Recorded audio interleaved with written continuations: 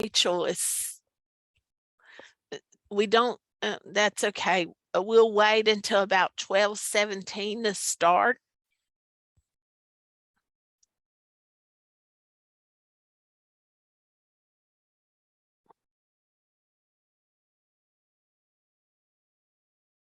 Today, our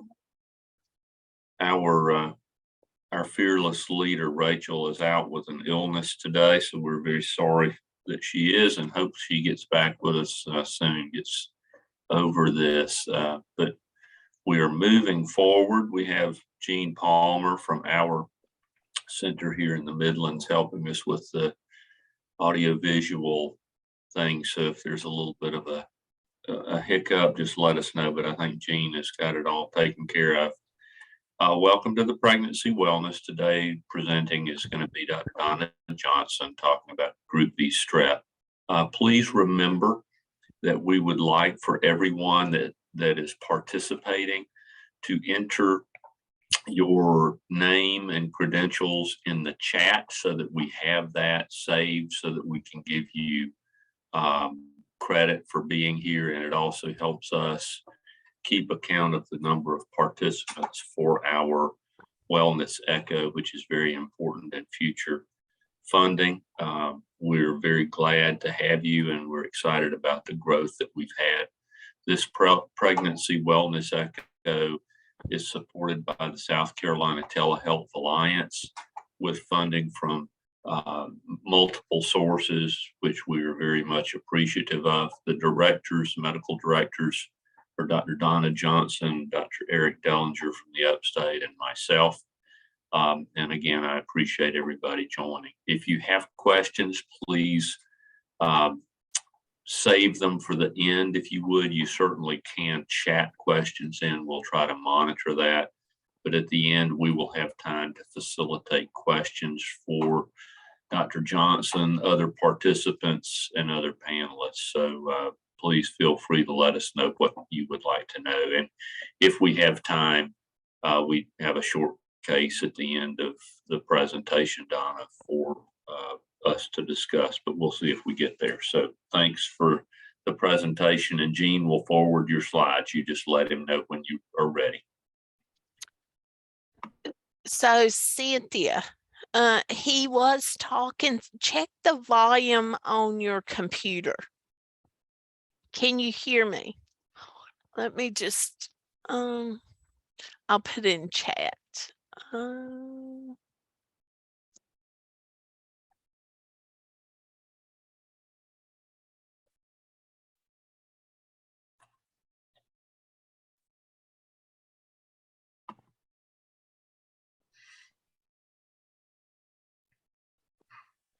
Cynthia can't hear us. Yeah, I hear you, and I'm fine. Yeah. Gene, can you hear us? You guys hear me? Yes, we can hear you. Can't hear at all. I'll sign out, yeah. Check your volume. Cynthia, can you hear us? I see you on here, and Dr. Mubarak, can you all hear us okay? Okay. So Gene, are you going to give me co-host? Or do you want me to just, or I'll let you just change the slide? Well, I'll be honest with you. I thought Group B strep, I should just talk about a minute about that. But I'll be honest with you, I learned a few things, even from myself. Next slide, Gene. So we all know that Group B strep is a physiological component of the GI and vaginal microbiome. The colonization may be intermittent, where it comes and goes. It can be transitory, where it comes and never comes back, or it can be persistent. But at any given time during pregnancy, the prevalence is about 10 to 30% of all pregnant women. Next slide.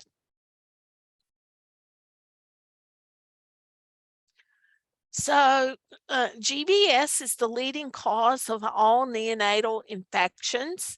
In the 90s, the incidence of GBS infection was 1.8 per thousand births.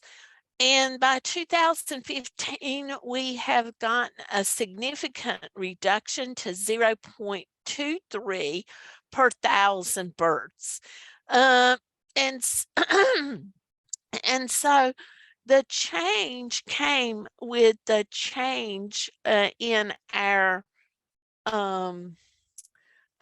treatment of GBS during labor. Next slide.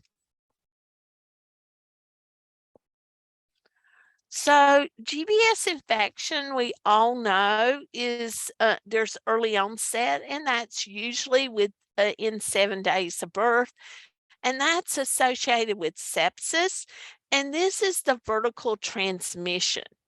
The late onset occurs at 7 to 89 days of life, and that's through horizontal transmission. And just in the last year, I have learned about very late onset group B strep infection, and it can occur at 90 days of life to 365 days of life. And in fact, I learned because unfortunately one of my patients lost a child to very late onset GBS. It was about 6 months of age. Now, our treatment actually only affects the early onset GBS, the vertically transmitted. There is, we know, or we've made very little progress with the horizontal transmission. Next slide. So when women are colonized with group B strep, 50% of them pass it to the newborn. But only 1 to 2% of newborns become infected. 72% of infections actually occur in term infants. If you think about it, term infants are a lot more common than preterm infants, so it's a sheer numbers game. But the mortality rate is much higher in preterm infants less than 37 weeks than greater than 37 weeks. Next slide. The risk factors for early onset GBS, we all know, but the number one is colonization with GBS. Next slide. So the only effective treatment for early onset GBS is the treatment of antibiotics during labor. There have been multiple studies looking at giving people antibiotics at 37 weeks or giving patients penicillin that lasts for a week or so. And really, nothing has been effective in preventing early onset disease except IV antibiotics during labor. So, in order to implement this regime, we recommend universal antepartum screening for all pregnant patients. We recommend culturing the lower third of the vagina and the rectum through the anal sphincter. The big change in the prior recommendations was it was 35 to 37 weeks. Now we're recommending 36 and 0/7 to 37 and 6/7 weeks. And the primary reason for this is the culture is thought to be good, or it's documented to be good for at least 5 weeks. Now, you may consider rescreening if the patient goes past 41 weeks. And that is, in our practice, that almost never happens. But like in birth centers, that actually may happen where patients want to go past 41 weeks. Now, there are 2 exceptions to universal antepartum screening. That is, if you have GBS bacteriuria at any time in pregnancy, you do not need to repeat the rectovaginal culture. And also, if a patient has had a prior GBS positive infant, we recommend treatment for them, and we do not recommend that you have to repeat their culture in the subsequent pregnancies. Next slide. So we all know about the universal culture-based protocols. But interpartum GBS is indicated when we have unknown GBS status at the onset of labor. And, say they come in at 35 and a half weeks and we haven't done the GBS culture yet. So we recommend treatment for anybody who has a birth less than 37 and 0.7 weeks with unknown GBS status, amniotic membrane rupture greater than 18 hours or more, an interpartum temperature of 100.4 or higher, and interpartum nucleic acid, let's see how innate nucleic acid amplification test for GBS. And even if they have a negative NATE test but have risk factors develop, then they still need treatment for GBS. And the other reason is if you know that they were GBS and a positive in a prior pregnancy, then you should treat them if you don't know their status. Now, let's talk about the nucleic acid amplification test. It is known to be your rapid GBS test. And we actually do not use this at MUSC. I don't know how many people use it. The data I saw suggested that it was about 20% of GBS was done via this way. Now, it is a very good test. The gold standard is still the culture, but if you put the Q-tip that you've swabbed in the woman and it incubates 24 to 48 hours, then the nucleic amplification test is very reliable. But if you have a patient who comes in to labor and delivery and you basically swab them and send it for a NATE test, then the false negatives on that is 7 to 10%. And therefore, that is why it hasn't been adapted by many centers. Now, because you can't grow it in the broth for 24 to 48 hours, that is why there's a much higher incidence of false negative with this than the culture. And it's recommended that if you do use a rapid test that isn't done on a specimen that's 24 to 48 hours old, that you back it up with a culture. Now, GBS prophylaxis is not needed.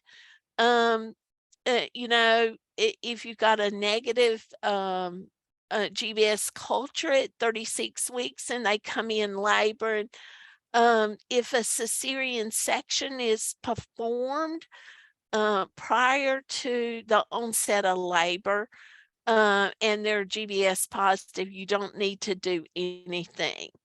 And if a patient has a negative GBS culture, you don't have to treat them for risk factors during labor and delivery for GBS. The only thing that we treat patients for who are GBS negative is when they develop evidence of chorioamnionitis. Next slide, please. So we all know that the treatment of choice is penicillin or ampicillin. Next slide.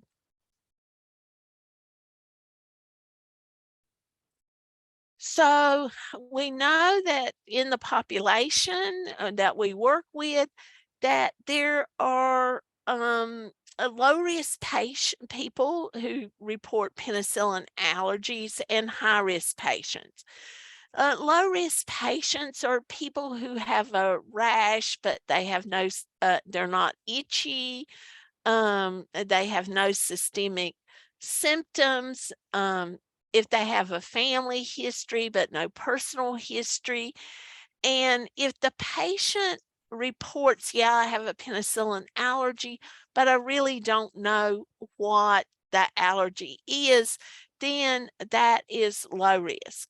High risk patients are people who've had a history of anaphylaxis or a history suggestive of IgE mediated events like a pruritic rash, hives, flushing, that type of stuff, or recurrent reactions, or they have had a positive pen allergy test. We also shouldn't use it if they have a history of severe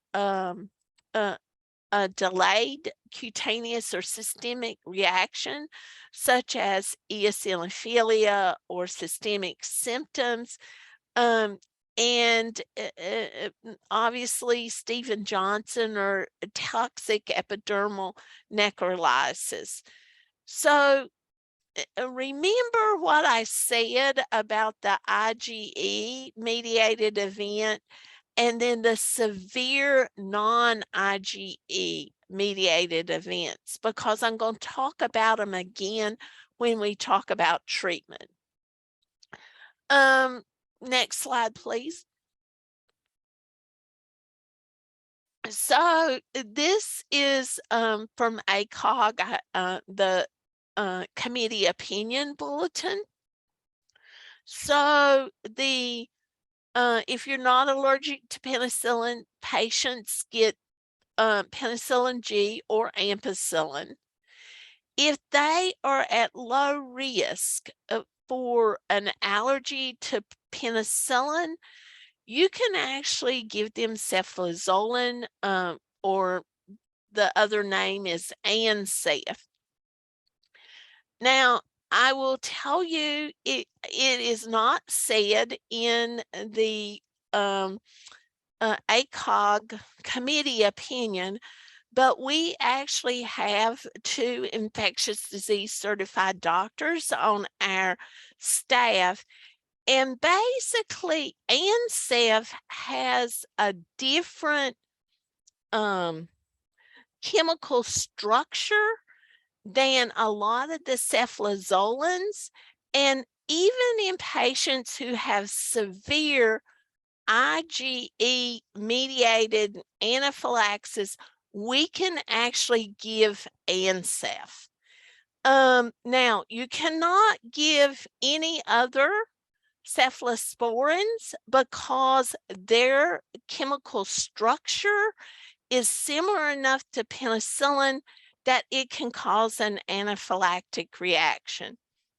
And David Soper, I had a conversation with him this morning, and he says that in allergic patients, he thinks that the getting sensitivities is going to go away. But in many places, it's still, if they have a high risk reaction, the lab still does clindamycin susceptibility, and about 20% of people are actually, or 20% of GBS is actually resistant to GBS, and you should use Vanc. Now, the dose that is generally recommended is 1 gram every 12 hours for vancomycin, but the that is probably gives you a much lower dose than is really required. And so more recently, it's been recommended that if you use vancomycin, use 20 milligrams per kg every 8 hours, and the maximal single dose is 2 grams. Now, we all know about red man syndrome, where the patient gets flushed with gets flushing due to the infusion of vancomycin. It's not an allergy, but but it's more common in people who get a rapid infusion than one that is over an hour. So I am going to stop there and see what kind of questions we have. Thanks, Donna. Any questions for Dr. Johnson or comments, things that are done at your specific centers that you would like to bring up or ask about? And I will watch the chat box as well here. You do that, Donna. Now, I asked Soper this morning, I said, Soper, so it doesn't say in the ACOG bulletin about the ANSF. It talks about it a little bit, but it doesn't recommend it yet. But ISWAG, the Infectious Disease Society, just met, and I think it'll be coming out in the next year. So you all still do the sensitivities if they are penicillin allergic, right? Or the lab Yes, does. Do you have the to lab specify? Do you specify that, or do they just do it? So we specify if they're pen allergic. Okay.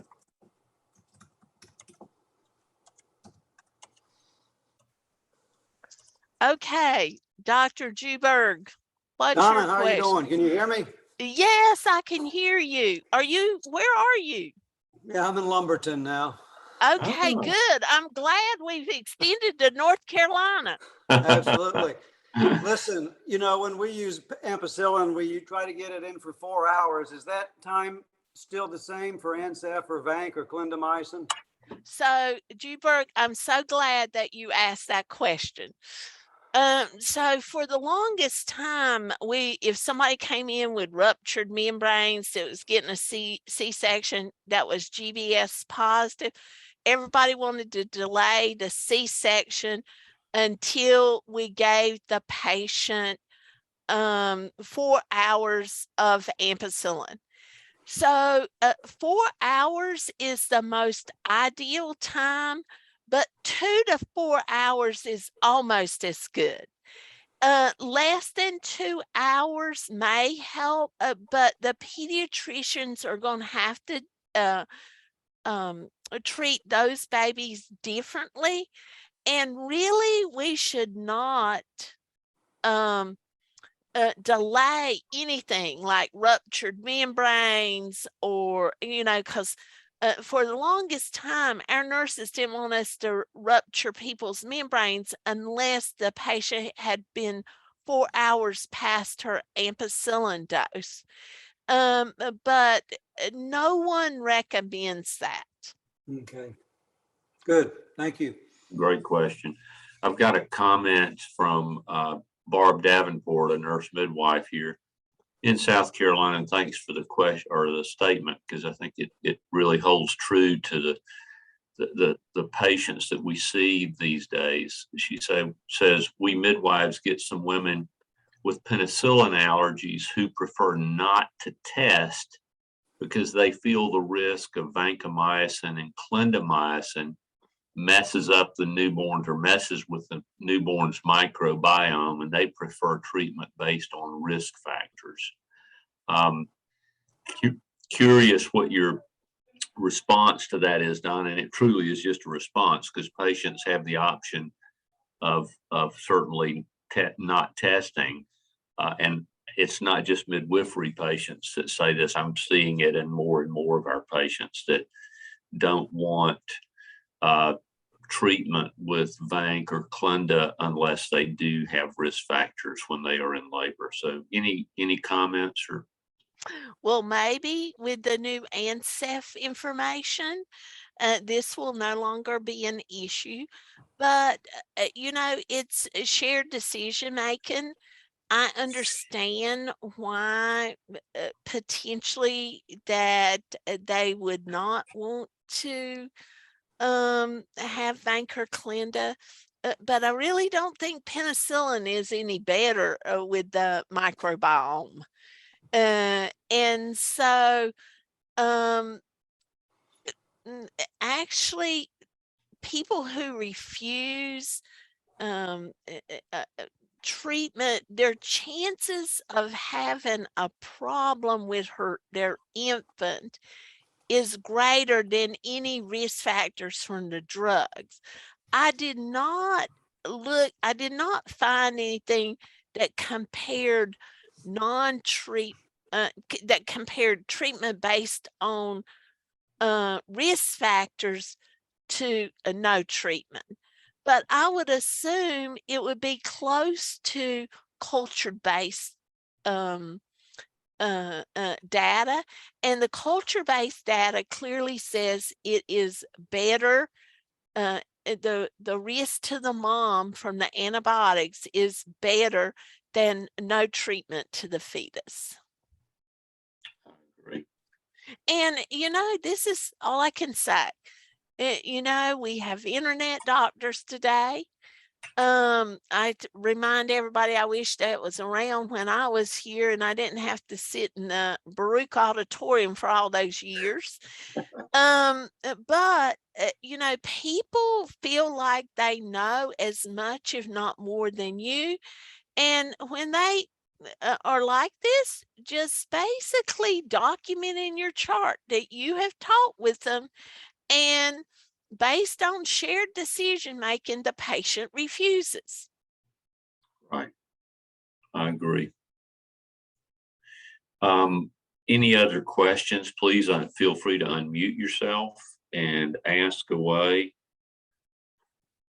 I'll give another minute and then I'll go ahead with the case. I was just going to say that we have an older pediatrician at our hospital. I think he's the only one that really pushes it. But if we have a patient who's GBS unknown, he actually requests that we empirically treat the mom anyway. And so I guess I feel a little bit conflicted in that if the patient doesn't have any risk factors, then she doesn't, require it. But he actually really wants us to do it. And so I don't know if that's right or wrong, but I just wanted to mention that some pediatricians do prefer that patients who are GBS unknown still be treated regardless of the guidelines. Well, Cynthia, I will tell you, actually, I didn't realize this, but the CDC is actually pushed the guidelines to ACOG and the American the Academy of Pediatric Physicians, okay, the APA. And these guidelines are endorsed by his society. Okay. And so all I can say is he's going outside of what his society recommends, and maybe the hospital could recommend some additional CME. Yeah, we used to see that a lot more in the private communities where I came from in Kentucky. The private pediatricians very much encourage that. So I know exactly what you're talking about. I don't think you see it as much now as people become more knowledgeable about these guidelines. Donna, one of the things that I just wanted to bring up, and it's kind of a case presentation, it's based on a specific patient, but just a little preamble. I believe in the near future, it's already being pushed in some communities, and it's certainly ACOG says it's okay, but patients with preterm rupture of membranes, for them, rather than being delivered knee jerk at 34 weeks, to offer them extending the pregnancy to 35 or 36 weeks before induction if there's no evidence of chorio. So we are actually offering that to our patients when they come in with preterm rupture of membranes. So just a question extended to this. I have a patient that is 33 weeks, 2 days, that has come in with ruptured membranes. She is GBS positive, has had her latency antibiotics, and wishes to continue the pregnancy past 34 weeks to the 35 to 36 week range. I'm curious just to get your comments or anybody's comments from any of the participants, including pediatricians, as how you would counsel that patient, and if you feel comfortable with putting off delivery, knowing that she's GBS positive in the face of premature rupture of the membranes. Oh, Barry, you don't ask anything easy, do you? No. Oh, I don't know what I would tell her.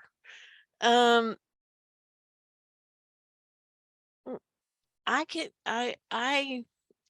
you know, and I'll be honest, I don't know what I would tell her. I will say that I have told her that there's no data to support one way or the other, but my concern is just knowing she's GBS positive. And yeah, the latency antibiotics have likely decreased or done away with the inoculum for a while. But then my worry is that we'll have that bacteria colonization come back with a vengeance, and maybe even have resistant organisms, which is a real concern with ampicillin. So I felt as though 34-week delivery was the most appropriate. And our pediatricians kind of agree with that. I mean, they're nervous about having the patient sit there. But again, it's not based on data. And that was really the reason for the question. And I would love to have others on the line, again, obstetricians or pediatricians, weigh in to see if you would do anything differently or if you do anything differently. But this is, it's a real issue as we become more expectantly managing these patients. So I will say that in my reading last night, and I thought somebody might ask this about strep and membranes in GBS positive patients. They're literally, but the issue is most of the studies aren't powered to look at GBS sepsis in the fetus because it's so rare now. But the use of balloons in GBS patients, the use of strep and membranes, doing less vaginal exams, none of that has been shown that it decreases the risk of infection. or changes the risk of infection. So I think I really don't know what to say, because we do know the length of ruptured membranes changes it. Right. Any other comment? Juberg, I know you've got a thought.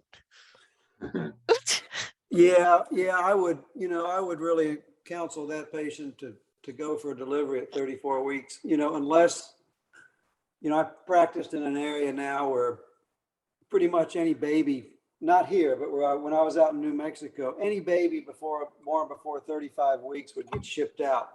And that was 2 hours away. So, you could make an argument to try to buy some time so that baby and that mom could stay local. I think that would be the only mitigating factor I would take into consideration. So. Very good point. I'm going to have to run, Donna, so I'll see you. Thank you, everybody. We'll let you wrap up. Okay. Well, Rachel is very good about wrapping up. But do we have any more questions, or any questions from anything y'all want to talk about, even if it's not related to GBS? Donna, just one more follow-up on that 4-hour thing. Is if you give Ancef, clindamycin, or vancomycin, is it still 4 hours that we think is the protective time? Yes. Okay, very good. Well, none of y'all have complicated patients in your hospital right now? Y'all want to talk about, you just can't wait to speak to MFM? Well, if not, it's 8 minutes before the hour, and we can get 8 minutes of our life back. Y'all have a wonderful week, and be safe. Take care. Thank you. Bye-bye. Thank you. Thanks. Bye-bye.